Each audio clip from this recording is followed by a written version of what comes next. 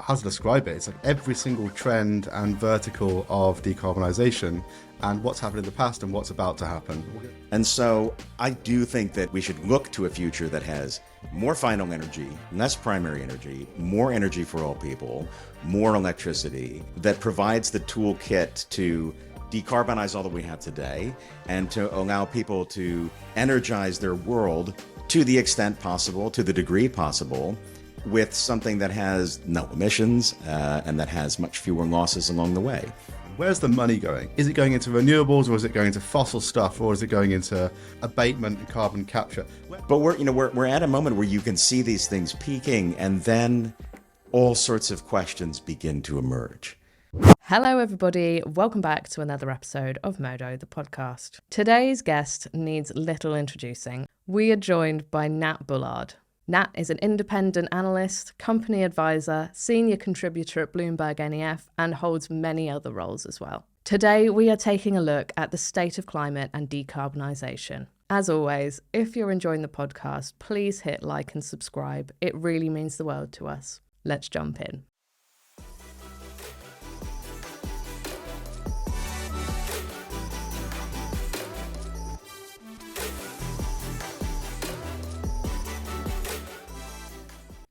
Nat, I've got to start with the slides. 137 slides, and you give them all away for free. Do you want to talk about that for a second? So I think there's a long history, in a good way, of people trying to make sense of a complex sector that's made up out of various subsectors, or a sort of new kind of mega trend composed of subsidiary big trends of their own. I would say this began with, sort of most famously, with Mary Meeker, the investment banker and now venture capital investor, who began in the 90s with a presentation simply called Internet Trends. And she, to the great benefit of anybody who's an historian of PowerPoint presentations, has got all of them still public going back to the mid-90s. And it's just been called, as I said, Internet Trends. That's it. And it sort of sought to define, circumscribe this world that was becoming the internet. And that arose, I think, because you had separate domains that themselves lived within sort of financial analysis and technical verticals. You had networks, you had communications equipment, you had telcos, you had media. And I think her vision was actually all of these things are interrelated and they're all feeding off of and into each other. And that expanded in remit until it was like 400 slides almost at one point. And that was, I think, a great model for myself, certainly for others who do this better than I do. Benedict Evans would be a very trenchant example in the UK who does this covering technology. And I realized that there was sort of no one covering that in climate. And I spent 15 years full time with Bloomberg NEF and its predecessor company, the old New Energy Finance. And what you find is you become increasingly specialized and increasingly domain bound. That's a feature, not a bug, of the syndicated research service. You find yourself more and more tucked into particular places because you need more technical aptitude. You need more understanding of specific market conditions or geographies. But, the megatrend just keeps getting bigger and bigger. It goes from $50 billion of investment to $1.1 trillion in less than 2 decades. And it starts to, as tech did back in the day, become its own theme. So decarbonization is a combination of industrial transformation, power sector, transport, industry, food and agriculture, plus the interaction of the climate system, plus the interaction of financial markets and capital markets. And the part that I'm particularly interested in is business cycles, and business creation and formation, which I'm sure that you and your audience are interested in as well. And so I guess the short one-sentence answer of why all of this is that we talk all the time about businesses in climate, but not the business of climate itself. What is the business of decarbonization? How does one create a company that has enduring value and competitive advantage? How do you create moats and defensible businesses? And how do you make money in particular in areas wherein the physics sort of mitigates in favor of things being a cost forever? I'm thinking in particular here of anything related to capturing carbon. Another way to put it is that we're sort of at the end of the beginning, to go sort of Churchillian about it, in terms of what we've been able to figure out technologically, financially capably in terms of doing to decarbonize. We're about 10% of the electricity sector, now about 12% decarbonized, about 10% EV sales. The right kind of S-curve shapes for things like deploying batteries, solar and wind. I think the sort of right fractal version of a trajectory in terms of investing in energy transition and infrastructure, but also at the early stage in private companies. But like we've got 90% left to go if you actually want to get this all the way to net zero. And thinking about that insofar as possible as a whole, I thought was useful. And hopefully, as I'm building next year's, using just decarbonization as the lens, the same way that Mary Meeker said, internet trends. Like, what are the trends in internet? I would like to know what are the trends in decarbonization, as opposed to the properly siloed, what are the trends in transport? What is the trend in industry? What is the trend in the power sector? What is the trend in the capital markets? And it's hard to pull together, frankly. I would sort of joke that like it's so difficult to do that you could only do it on your own. Like I think if I sort of tasked a big team at the moment with doing it, we would end up with like tightly bounded areas that sort of communicate internally very well, but don't communicate externally very well. So I'm looking for the same kind of markers, the same sort of patterns, the same inflection points, the same moments of inception across all these different sectors. And so for us, I mean, I've been a big fan of your work for a long time, probably half a decade.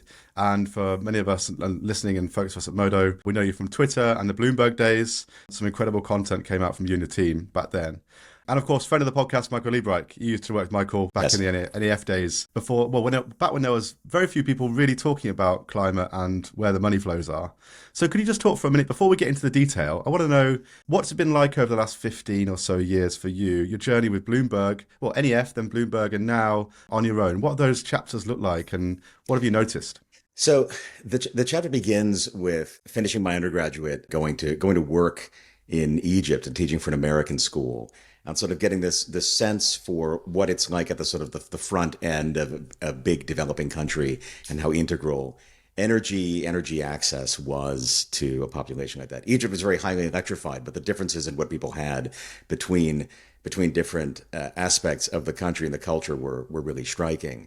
And I then went back to graduate school after a couple of years of other work and started to study energy in this sort of early nascent way of like holistically with like energy policy, energy economics, trade flows, and a little bit about technology. This is 2004. So this is the year that the German feed-in tariff was introduced. And it's also when you start to get liquidity in enough markets that you can look at them. And I graduated 2006 into this landscape in which Michael had already built the company. Fortuitously enough, it started in 2004. But looking for people who had any sort of expertise in this was very, very thin. And I think despite what Michael would probably still tell you was a desultory and unimpressive undergraduate and graduate educational experience, I was one of the few people that had actually studied any of these things now. And this is, I would love to know the history of like Imperial's Energy Futures program. As far as I recall, it wasn't even around at that time that I was graduating. I'm probably wrong, but it was unusual for somebody to come in with an experience that looked like this already academically, even if it was not at all yet informed by anything in the market. I'd at least done that study and was able to enter a sector, I think, in a way that would be very hard to do today, if I'm candid, at least at the level that I did, where you're like, okay, show up and 8 months later, you're going to be the US solar analyst because, well, there's now a solar market and we need an analyst to cover it. It was either that or the wind sector, but I think the wind was already a little bit better understood and a little bit better covered. So, we enter this sort of first age where it's very much, especially in the United States, just about renewable energy. It's just covering what's happening in wind, solar in the U.S. in first generation and the never yet really emerged second generation biofuels, and some very, very early compliance type markets for carbon. Europe is obviously different. You've got all those things plus an actual real carbon market. And then, that took us through, a financial crisis, a fair amount of government support coming around the world. I think we used to do the numbers and it was, I want to say around $70 billion. It sounds very quaint today, but of support for subsidies for clean energy coming out of the financial crisis. And that sort of carried through to the point where we happened to get acquired by Bloomberg, which Michael could tell you all about and did tell you about in great detail. And you also sort of start to have this transition at that point into a couple of years of being sort of range bound in total investment, improvements in technology, capital continuing to flow. But you also start to get the strategic shift where people begin talking about energy transition. That is idea that you're going to move beyond just covering one particular sector with a special situations group and principal investors doing all the capital into maybe an entire team stood up within a big organization that's going to focus on ring fencing your decarbonization. They're like, well, this one part of the company, we can get to net zero by 2050 or whatever.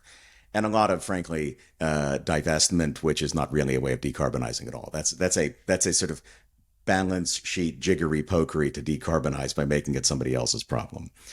And then that takes us through, $500 billion more these days, closer to, I would say through last year, close to $1 trillion or so of investment.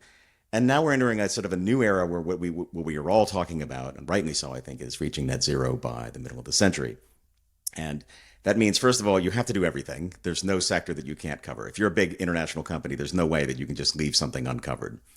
It means making hard decisions, not just around electricity or transportation, but around chemistry, around molecules, around removing things from the atmosphere, and requires a scale of capital commitment that's like 5 times bigger or 6 times bigger than that. And also, it's going to be really hard to do. As I said, we're sort of end of the beginning period now. And I feel like the era that we're in is like looking at the last exponent between 10% and 100% is neat. It's nifty. Rhetorically, it sounds like the next move, but it's going to be so difficult and it's going to require so much money and so much time. But it is also, therefore, so interesting because if we think about this from an Overton window perspective, this is now well within the Overton window that respectable people talk about this, as opposed to it being academic studies stuff or something from a think tank. It's well within what companies themselves have said is going to be their expectation on business in the long run. So I want to get straight into asking you some energy-related questions. Sure. And the first one is very, very basic, but no one knows this stuff like you do. So the state of CO2 levels at the moment, how bad is it? Well, bad. I mean, it's like the highest, depending on which sort of level of science you want. It's either the highest in 800,000 years or in 3 million years. Depends if you want to model something, if you want to just pull ice cores. It's sort of immaterial to me how, like the specific level. It's the trajectory, which if you try to chart it over that time, it's just like years of sort of like wobbling around a mean, and then this like vertical line that gets us to where we are today. We can track it back probably, at this point, close to 300 years. If we want to go back to the days of purpose-built industrial extraction and transformation of crustal carbon of one form or another into atmospheric carbon. And yeah, we're way above 400 parts per million. I think we're above 420 parts per million at the moment. We don't really seem to be on a trajectory that's changing that. And it's at a level where we're starting to feel its impacts in the atmosphere. And I don't know about you, but I rarely have discussions anymore where people doubt or impugn the science of the carbon dioxide itself. I'll give a little frame on this. When I was starting this work, 15 years ago, one of the key NGOs that was talking about keeping us within what they defined as planetary boundaries around carbon dioxide levels was 350. Right, 350 parts per million was like the thing that we were meant to be hitting. And we're like 20% over that at the moment. And we're not necessarily going to go to like 700 parts per million of carbon dioxide. We're not on our way necessarily to becoming Venus, but we're in a position where we've kind of blown past all of the other nominal points that we were meant to hit along the way to sort of make our temperatures easily managed. You can read the sort of thought experiments. What if we'd begun this decarbonization in the 90s? Or what if we had sort of maintained the momentum that was happening in the early 80s coming out of oil crises and with the levels of R&D we had? They're interesting. They're a bit morose if we look at them, but they're also irrelevant in that, like, we can't unring the bell that we've rung so far. I would also add that we have, we've got rising methane levels as well. I think a lot of that, honestly, is probably we're getting greater granularity on measuring it. We're sort of realizing that it's both a problem and an addressable market, so to speak, in the interim. And it's also something that I think people will view as a business opportunity to mitigate and to abate. We've got I can't recall exactly where our chlorofluorocarbon levels are, but like we have other things that have radiative forcing impacts on the Earth. And yeah, the short answer is like bad. And not any time in human history has it been like this in terms of level or in terms of vector. So that sets the stage for this. And your most recent piece of work, which I would recommend that everybody listen to this, go straight online and downloads, which is how to describe it. It's like every single trend and vertical of decarbonisation and what's happened in the past and what's about to happen. We're going to talk about that a lot today, but we've covered the why are we even here? Why are we even talking about decarbonisation? I'm going to ask a bit of a silly question here, and I'm interested to know what your thoughts are. Conventional wisdom is that the world needs growth and growth needs emissions, right? And emissions and growth are intrinsically linked, or I think that they have been until now. How are we going to have the growth that we need to get the billions of people out of poverty and all the socioeconomic improvements that the world needs in hopefully a fair or fairish way without the emissions? Is that possible? Well, so what I find fascinating about these discussions is that it's as though our economic growth required emissions with no energetic input. It's as if somebody was like, in order to grow, I just need to emit carbon dioxide, which is baloney. Like the actual thing that we do is consume primary and final energy. And the problem is there's a fairly intense correlation throughout industrial human history between primary energy, fossil fuel combustion, and therefore emissions. And so the challenge is to not consume less energy. I'm aligned with you on this one. I think that that's not a sort of great way to envision the future. In particular, because decarbonization itself requires an extraordinary amount of energy. Probably if we want to reach net zero, 3 times as much electricity as we generate today by the middle of the century. Wow. That's worth so a pause, going isn't from it? 25,000 to 75,000 terawatt hours. But in so doing, decarbonizing that process of electricity and using that decarbonized electricity to decarbonize other things. So I feel like this is true as you look backwards, but it doesn't need to be predictive. And it's also not, honestly, an accurate description of the equation, in the sense that, like, that's the waste part of the equation. That's not the benefit part of the equation. The benefit part of the equation is energy supply to do stuff, the ability to do work. And it just so happens that for a very long time, that has required burning stuff. And one of the fascinating outputs of looking at the modeling that the BNEF team has done for a net zero future is that it actually uses less primary energy than the energy transition scenario. What do you mean by primary energy, Nat? So primary energy is the energy contained. That's generally speaking, it's like the energy contained in the fuel itself, right? Like how much of this is, how much is the energy content in a ton of coal, in a billion cubic meters of natural gas. And obviously most of that, as you burn things, is simply expressed as waste heat. The maximum thermal efficiencies we have are generally in the 30 to 40% range, meaning that a lot of what we have been doing in our industrial history is simply creating heat, and as a byproduct creating work, as opposed to the other way around. Whereas if you are to use renewably generated electricity, which is already a final product, it's ready to be used. It doesn't need another transformation. And you put it into, say, a storage battery and an electric motor for motive power, you've suddenly got this much more efficient way to energize the system. And this is something that it's very simple, I think, if you're a scientist. It's not so simple if you're anybody else and you're not attuned to the way that this works. But I think that this is a very important way of thinking about it, is that you end up doing, you'll need more final energy for a net zero world. You'll need a lot more electrons. You'll need more renewable molecules and things like that too, of course. But you'll need less primary energy. You'll be consuming less of the stuff that you dig up and burn. And it's a fascinating outcome to think about. But it's part of what gives me hope that we can find ourselves on a path to do this. But really, this is a cognitive thing. This is a challenge if you've been in the business of digging up stuff and burning it, to think that you need to move from the primary side of the ledger to the final side of the ledger. Not just what people produce, but what people consume. Not just what is burned, but what is actually used.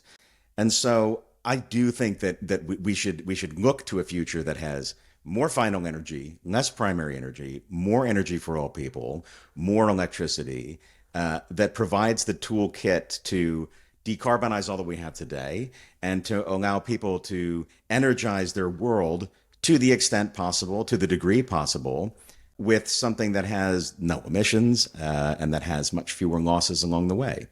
Nat, you've been looking in the business of following the money for quite a long Yeah. time now. So can we just talk about that for a second? Where's the money going? If we had to talk in basic terms about, is it going into renewables, or is it going into fossil stuff, or is it going into abatement and carbon capture? Where's the money going to at the moment?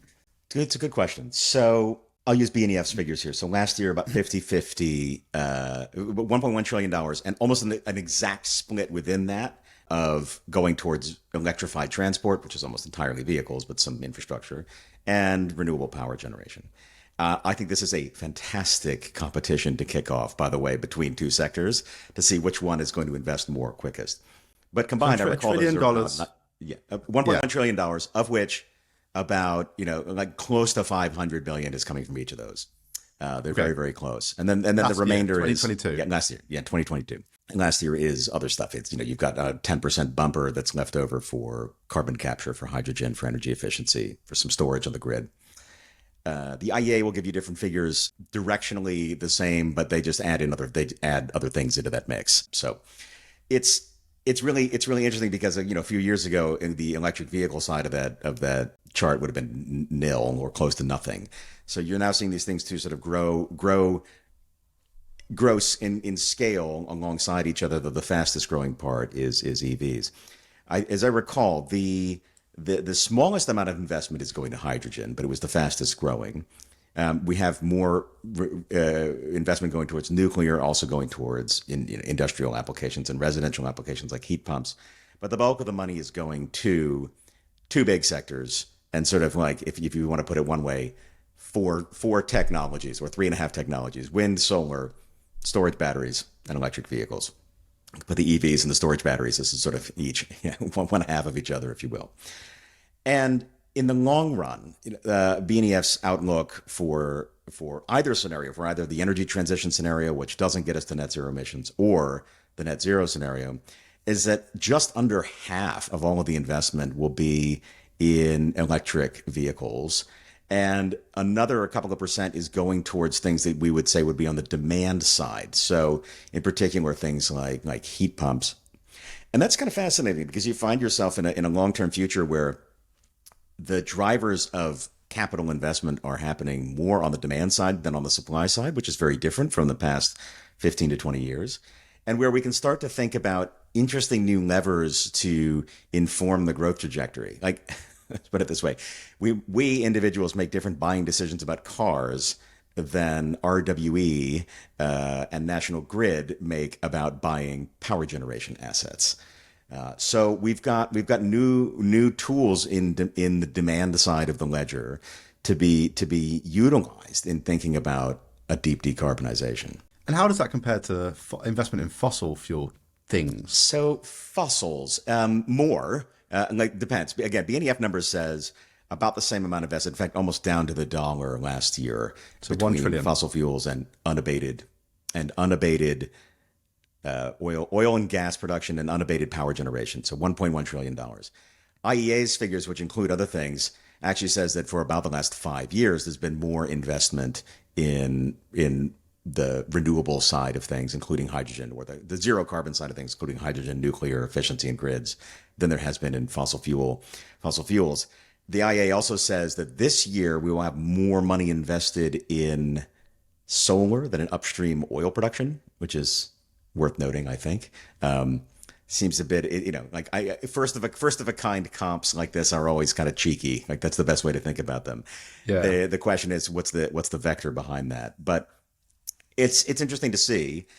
I think related to that, something that is not inherent in those figures, but is important to note, is that we collectively in the world are well below historical levels of oil and gas capital expenditure. like from the last time that oil was $100 a barrel, we're down multiple $100 billion a year of capital expenditure. And it looks not exactly range bound, but it doesn't look to be heading at the moment into another capital investment super cycle, which is intriguing. I still think it's early days of kind of figuring out all of the interplays here. But if you'd gone back to March of 2022, having watched what oil prices were doing, and then said to somebody, well, they're going to be trading below where they were, I think people would be quite surprised. We're starting to reach the point where there are levers to inflect the demand trajectory for oil, in particular in road transport. It is a global good priced on the margin. So as you start to shave off the top, like you start to sort of compress the marginal curve, there are some molecules. Coal is at an all-time high, and so for that matter is natural gas. If you look at the trends, it doesn't look likely that any time in the next 10 years we're probably going to hit the peak of natural gas consumption. But certainly IEA, but others like RMI would suggest that we're close to the peak consumption for all fossil fuels, and within that, at or very near for oil and for coal in particular.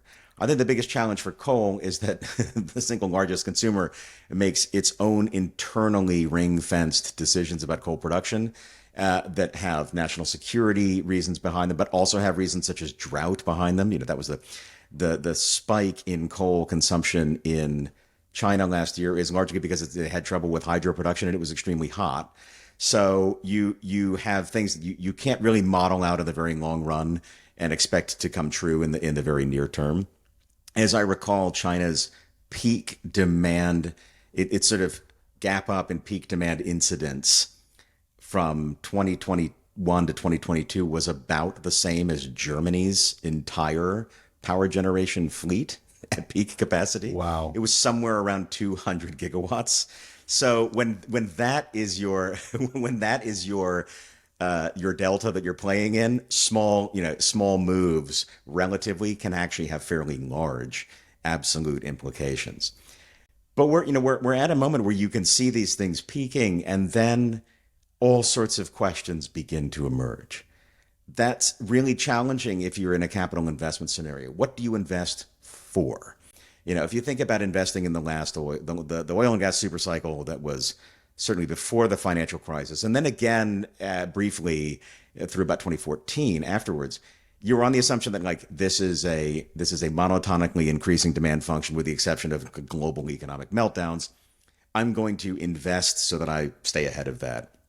If you find the scenario being more than we're either range bound in terms of total consumption or it's going to begin to decline, investment strategies have to change because now you're no longer chasing the marginal barrel, you're chasing the marginal cost.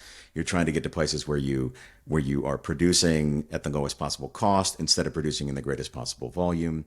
And you start to have other imperatives. I think the strategic imperative for the global super majors and definitely for the independents here in the US has been to delever and get yourself to a break-even cost that's as low as possible.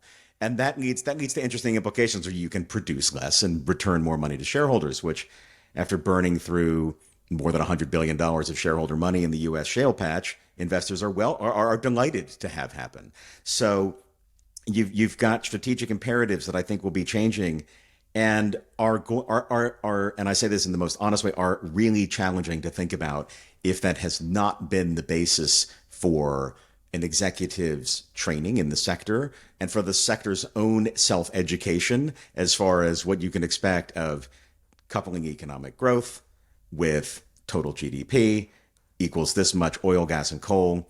Maybe you do some switches on the margin between, from oil and power generation to coal, which is what happened in the 1970s in the US, and then to gas instead of coal and power and industry, which is happening around the world. Oil still goes on because of cars and petrochemicals. But thinking about how this is all going to work if they all reach a peak is legitimately challenging. And to be fair, I think it's also hard to do because it's not in anybody's strategic framework because it's never had to be in anybody's strategic framework. And what about the additional spanners in the works right now? So the cost of capital is double digits. Yeah. We've got war in Europe. There's a lot happening that it sets some of these models off in very odd directions. So It how do does. those things impact this? So it's funny, you know what it sets off to my mind more than the models is it sets off the talking points. If you go to a big energy conference, what you will hear is not so much today, but certainly 9 months ago, you would hear like, well, supply chain issues, inflation, war in Ukraine. They have clearly shown us that like the energy transition is not on track. Except that this is complete nonsense because it's like an almost data free assertion. I was like, well, wait a minute. We had record installations of solar. We had record new power generation coming from wind and solar last year. Europe, continental Europe in particular, jumped forward its energy decarbonization trajectory by like maybe a decade because of quick decisions that have been made. Industrial policy has leapt to the fore in a way that it hasn't in decades. EVs are more than 10% of sales. EVs are displacing 1.5 million barrels of oil demand every day. The incremental additional power generation from wind and solar last year is about what France generates in a year. I'm like, I don't know what other signals people are looking for to show that it is working versus not working. It does certainly inflect the way that people think about supply for hydrocarbons. But leaving that aside, talking about the money element is that yes, the cost of capital for assets that are highly levered and have a levelized cost informed almost exclusively by capital expenditure and not operating expenditure is a thing, except at least on a levelized basis, the marginal unit is still cheaper from wind or solar than from coal or gas, in particular in Europe. And we see no substantive pulling back in any of these investment trends. And so it's really interesting to see. I think what's has been also fascinating, and it's something I wrote about actually just published last week, just a day before we're recording now, was what it has done to the internal strategies of the super majors in particular in their thinking about investment. So we're starting to see a little bit of pullback in how the five biggest international oil companies and publicly traded oil companies are treating energy transition. This is a challenge for them, frankly. I said this in a neutral way. You're going to have a sort of structurally lower return on your levered or unlevered renewable assets compared to today's investments in upstream oil or gas. Now, that was fine when they were sort of aligned. It was the easier pitch to say that you're going to decarbonize, but you do have shareholders. And so we've seen some sort of rebalancing and sort of portfolio expectations in terms of what companies were going to do. Oil companies have gone from $3.2 to about $32 billion worth of energy transition capex since 2015 to last year. It's gone from 0.8 to about 8.6% of their total capex within the super majors going towards, or the majors in general, going towards energy transition. But what's interesting is they've also gone from 0.8% of energy transition investment writ large towards less than 3% of total energy transition investment. So while this has become it's 10x internally in terms of what it means to the oil and gas companies, it's only about 3.5 to 4x within what it means for energy transition. Now, as some of my good friends who are running companies and particularly raising money have pointed out, the oil majors have played a disproportionate role in early stage financing, actually. That might be more material, their role in providing venture funding for a lot of these new companies than they have for asset-based financing. And I think that's important to note. And they also have commitments as limited partners into other people's funds. And it'll be interesting to see how those play out. Those are a little bit longer dated. Like it's hard to probably pull back an LP commit, a limited partner commitment that you've made. Less difficult probably to wind down corporate venture capital fund. And we've seen one of the majors do this. Total did this recently.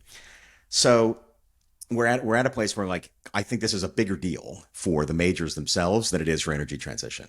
Like a rotation back towards hydrocarbon production and processing and away from renewables, particularly renewable power generation, means more for the oil companies than it does for the energy transition. That's good to know. And so if we talk about renewables for a moment, what's the current state of renewables? At Modo, we talk a lot about batteries and co-located assets, but what's the state of renewables in general? worldwide? It's important to note that we have global markets, but we also have disproportionate shares of the developed markets in particular. And I think this is something we should be aware of, is that despite all the sort of benefits, the distributed benefits that come from solar, for instance, and how much that should be scattered around to places where the grid is thin or non-existent, where providing power on the margin could be really useful, most of the investment is happening in the developed markets where there's capital to provide. Probably going to do 350 gigawatts of solar this year installed, which sounds bananas to me as a former solar analyst. Like I have to remember that suspend my disbelief, so to speak, and trust in the compound annual growth rate. But we're on the way towards, let's see, at the moment I think about more than 80% of marginal year-on-year electricity demand growth is being met by renewable power already. We're soon to be at the point where it's more than 100, and per the oil discussion we had just a moment ago, it's going to have very, very interesting implication when this becomes not just the only, not just all of the growth, but then the only growth, and then forcing everything else, we can call it negative growth, but forcing them sort of out of global merit is going to be interesting. But I think what's also important is that we can see in particular in batteries and in solar, if you look into the announced production, and not even that far out, the announced production in the next couple of years for production capacity for wind, for solar in particular, and for batteries, we're very close to, if not well above, in solar's case, what you would need to produce for a net zero scenario. We sort of have to backfill that. Like the capacity has been announced, the factories need to be built, then they need to be operated. But the IEA has stated that even if you were to build every solar module factory that's been announced today, and if you're to run them at the historically fairly desultory 40% capacity, you're still going to be producing like 600 gigawatts of PV modules a year. You're going to find yourself well within the frame of what's needed within that sector alone to reach net zero. So having watched solar long enough, like, disbelief suspension is an important part of the analyst's process. To sort of look at that and be like, stop disbelieving it, and just remember that every time you disbelieved it in the past, it happened anyways. You can analyze it very carefully in terms of what the corporate strategy is, what the mindset is behind it, but it tends to go on. It's a highly distributed sector with highly distributed, highly competitive thinking, and just look ahead and say, like, listen, we're more likely than not to be able to hit this fairly easily. Like, if we wanted to do a terawatt of PV a year in a sector that has a high 20s compound growth rate, we need to double it one more time, and then we need to grow it another 50%. In a sector with like a 28%, 25% compound growth rate, that doesn't require a lot of imagination to get there. And it's important to look at it and not assume a priori that there is some kind of limit to that happening. And I say that only because every other time it's happened, it's been pretty silly. It just hasn't worked. I have recollections, as I'm sure you do from earlier days, of a grid engineer who would swear up and down to you that you can never do more than 5% PV penetration in any grid. Right? Well, not to sound too much to Jeff Goldblum in Jurassic Park, but life finds a way, right? And it finds a way because there is a business imperative to do so. Capacity once built wants to run. Products once produced want to be installed. Power, assets once installed want to be energized. Energy once available wants to be consumed. And the cool thing is that I think we can take on faith that it's definitely within technical and financial feasibility to ship 700 gigawatts a year of PV modules. And then it's up to the market to decide what's going to happen with that. Like, what's the best use for it? And this is another thing that I think people sort of discount, is that if you manufacture, your job is to manufacture a product and to a healthy extent, allow the market to determine where that is meant to go. Now, we've seen in the solar sector in particular over time, there are some periods in which companies internalize that decision to say, I'm going to go develop assets. I'm going to become a greenfield developer of assets using my own material. But still, the bulk of what happens is that a product is made and sold, and it goes into the market and market participants determine what to do with it. We talked a lot about solar there. What about batteries? What's your view on the impact that they're going to have? And so I'm not as informed. Yeah, I'm not as informed on batteries as I am on solar. As you can tell, it's once a solar analyst always. What I follow is that first, It's mapping to a very established trajectory in the same way that solar was. Second, we've had near-term impact from the commodities and the cost of capital inputs to it. In last year, the price of of batteries at the index level ticked up a little bit. What I'm excited about, and I should probably throw this question back to you, is what's coming in terms of diversifying the technological capability. And this is where I want to sort of question my own priors on solar. So bear with me, another solar analogy. But like what we saw in solar is that like you let 1,000 new solar semiconductors bloom and they all withered and died with the exception of one besides crystalline silicon. It was just hard to make a differentiation between them when the prime determinant of value was cost and then the cost of energy that came out of it. With batteries, though, I'm super interested to see what happens in terms of moving from, we've had one trajectory towards sort of the ever greater efficiency and energy density of today's high performance lithium ion batteries. But we're starting to see sort of competing trajectories from lithium iron phosphate, LFP batteries, which is, if I recall correctly, were 62% of all EV batteries in China by volume last year. And then coming behind that, sodium ion batteries, which we're starting to see enter the wild through promised production on the part of major manufacturers. I think this is going to be really cool because it's a case where you can see differentiation in performance. Maybe you have lower efficiency, but you also have much lower cost. So that allows a differentiation in terms of where these battery chemistries are going to be deployed. I would love to see grid installed batteries at scale and at volume that are different than what we have today, as well as eventually moving into the sort of the longer duration, let's say multiple days of storage where that's needed. Again, what I think is exciting and healthy here is that this competition will happen in the daylight. It will happen with competitive tenders and RFPs. It will happen with manufacturers, engineers, quality controllers, bankers looking very carefully at what's there and saying, I think this is going to fit. And, let's let the competition happen. But I'm going to put it back to you, and I want you to tell me, like, what do you think as you look ahead on the battery universe? It's similar to solar, but it's quite different too, because you have different use cases. The solar use case is quite carbon copyable, but the use case for batteries are very different. I think the thing that always surprises me, and it doesn't get talked about enough, is there's a lot of naysayers around electric vehicles and batteries, and a lot of them suddenly have a huge moral compass around minerals, right? Which in itself is quite ironic. If you're going to go and wear fast fashion and consume all the other minerals, then and all those other issues with the modern capitalist system, this is the one you have an issue with. But anyway, that's not a very good argument, right?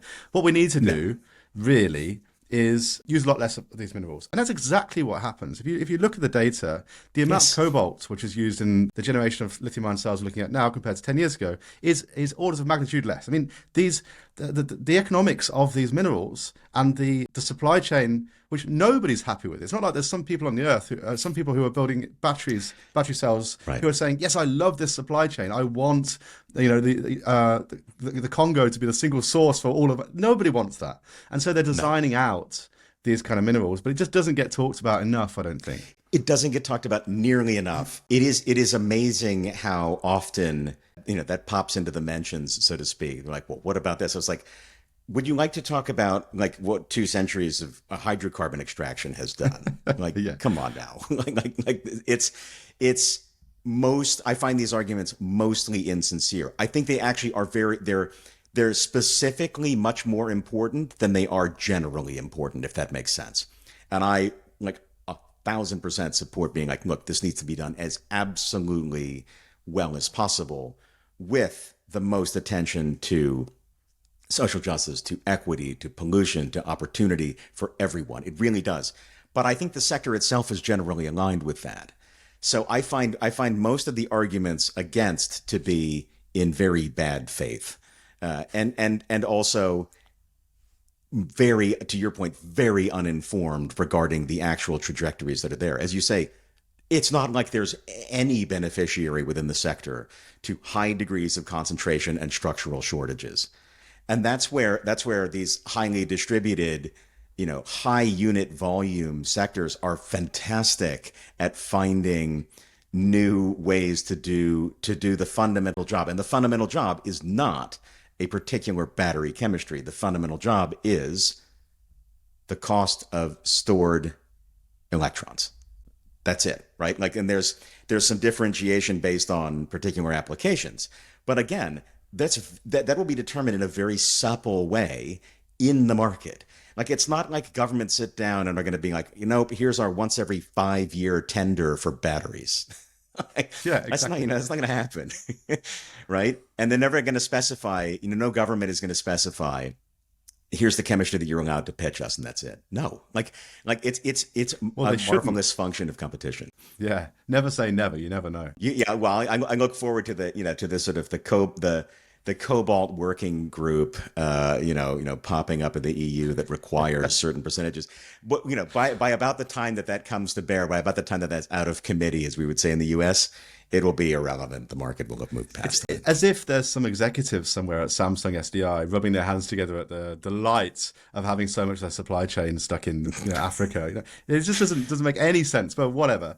I want to move on to something that is proprietary. I've heard you speak a few times now in lots of different settings, but particularly about a new framework that you have about, you call it the 3 ages of decarbonisation. Yeah. Could you talk a little bit about how you're thinking there? What's the framework and how you apply it?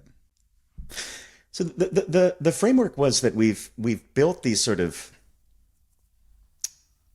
first year, like I'll step back and call them my slides like first year consultant slides. Like, strangely, they were the hardest ones to build when I was building this last year. But basically thinking that we have these sort of like 3 overlapping and compounding waves of thinking about decarbonization. The first is looking at a world mostly of renewable energy, driven mostly by subsidy, mostly in a specific set of markets, and mostly with limited applications. Wind and solar, bioenergy to an extent, carbon markets in Europe. The kinds of people that did this were themselves small teams, small companies, specialized groups. Every kind of instrument behind them was fairly bespoke, in particular on the financing. Like, you had just a couple of people working on this thing, or a small PE fund that was doing it. And as this sort of becomes a victim of its own success, you sort of have to widen the frame to thinking about more activity in decarbonization. And that's energy transition, which comes next and includes everything that went before, but also includes electrified transport and battery energy storage, the early intimations of thinking about decarbonizing heat. And it has a bigger frame. It involves bigger companies. The groups within a company working on it are themselves bigger. They're doing everything that went before in renewable energy. That doesn't go away. But the strategic frame adds this extra layer of capability. And it also, if we think about it as an abstraction layer within the company, has moved itself up from special situations group to maybe strategic planning within a big company. There's an SVP for X. It might report to the CFO or the chief strategist. It's definitely something that the CEO is aware of on more than a boardroom quarterly meeting periodicity. And that's sort of where we are right now. We're talking a lot more about the next one, which is net zero. And obviously it's everything that went before, but it's now doing the remaining 90% of decarbonizing electricity and sales of transport on the ground, but then also shipping, rail, if we can do it, aviation, if we can do it, heavy duty transport on the surface, Class 8 trucks and whatnot. It's also going after industry. So it's going after making steel, cement, aluminum. It's going after food and agriculture, things that don't sort of fall within that same industrial framework, but are very, very essential. It involves attacking things like methane and CFCs, not just carbon dioxide. And it leaves the company no out. Like, if you're going to say that you have a net zero approach, like, you can't cheat it.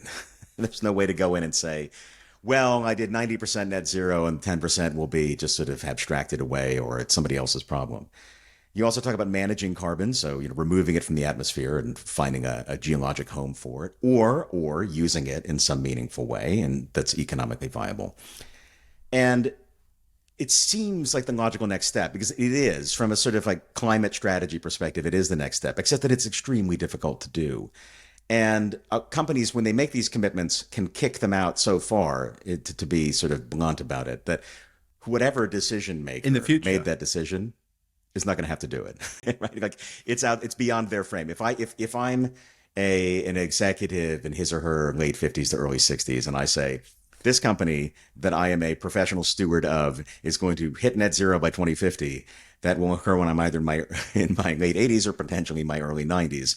And I would hope that I'm no longer running that company by that point. And I think it's important for us to remember that it's both evolutionary rhetorically and in terms of how companies, I think, arrange their own thinking, but it is absolutely revolutionary in what it entails. And so my sort of goal in proposing this is to help people consciously think through, okay, well, what does that actually mean? It was easy to say, it's difficult to do. In retrospect, the prior waves we've gone through were, at the time, they were hard to say, and they ended up being easier than people thought to some extent. This stuff is easy to say, and it's going to be very, very hard to do. And the other reason I posit that is that because more than 80% of global GDP, of global emissions, and of global energy are covered by one of these targets already.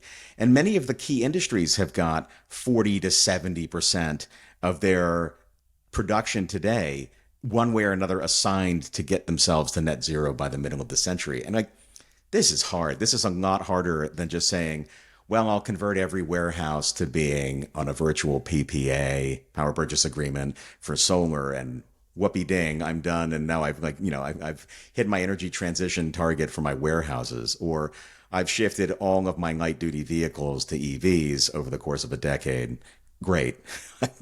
That's a little bit easier than saying I'm going to decarbonize cement production or steel production, things like that. And there's exciting activity happening. But one of the things that I focused on in the back third of my presentation was, how are you going to think about this as a company besides just it's an opportunistic investment? Who do you partner with? Who do you acquire? What do you get rid of? Where's your competitive advantage going to lie? How do you think about the fact that, you could be in an energy transition process in a big company, and it has left completely untouched 90% of your property, plant, and equipment. If you're actually going to decarbonize all power generation, what are you going to do with all of your old stuff?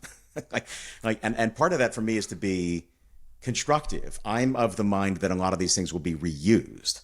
I called it maybe my most abstract bit of writing ever, the ship of Theseus argument, that the value of a brownfield asset somewhere is sort of Schrödingerian in the near term. It's either a giant environmental liability, billions of dollars to clean up, or it has multiple hundreds of millions of dollars worth of transmission connection, construction, laydown, feed, water.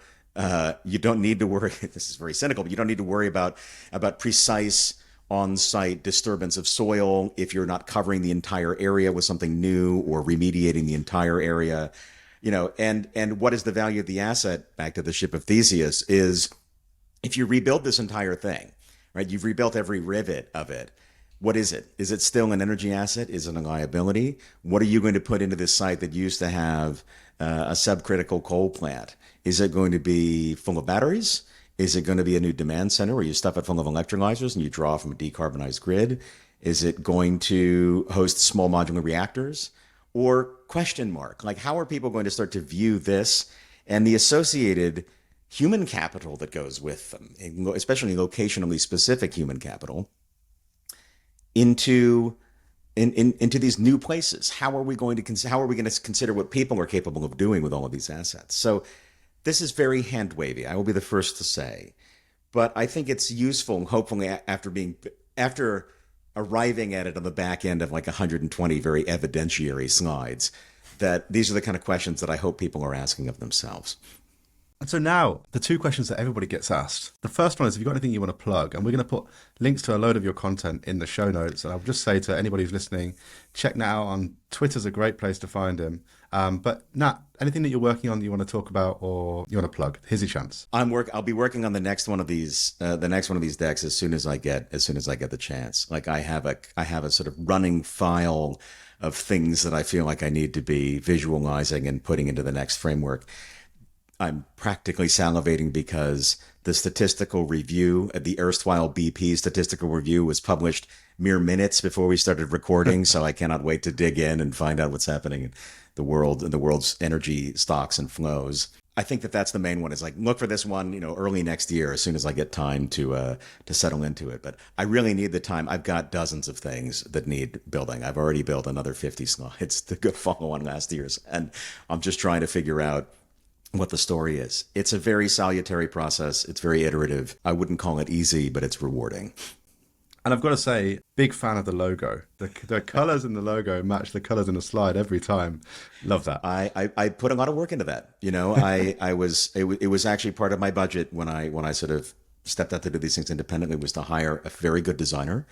If you want to pitch, I will pitch Sabrina Yen of Cassava Studios, who did my colorways, built the logo, helped me visualize what was there. And honestly, that in and of itself was a very important part of the process for me. These are things that are not within one's own capability to determine when you work for a very large corporation, but are if you're independent. And it helps it be memorable. It helps it be mine. And I think carrying through lines of all this stuff across various visuals is useful. To me, it was a fun part of the process. And now I want to ask you the most exciting question, really. And I'm really interested to know what you have to say about this. What's your contrarian view? What's the thing that you believe, with all of this macro knowledge that you have and all the experience, what do you believe that perhaps not everybody else does about the world of energy?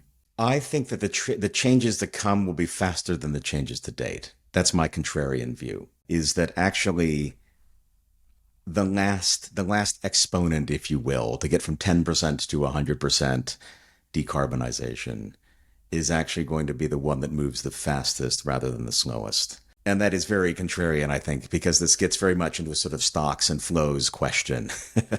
There's all this that we do right now. There's all this we built to run our current system. It's huge, and in fact, it's all at its peaks. We're basically all-time peaks in emissions, and therefore, by definition, in consumption of the things that provide those emissions. But the trajectories of the instruments of change are as fast as they've ever been, if not faster, with much greater scale.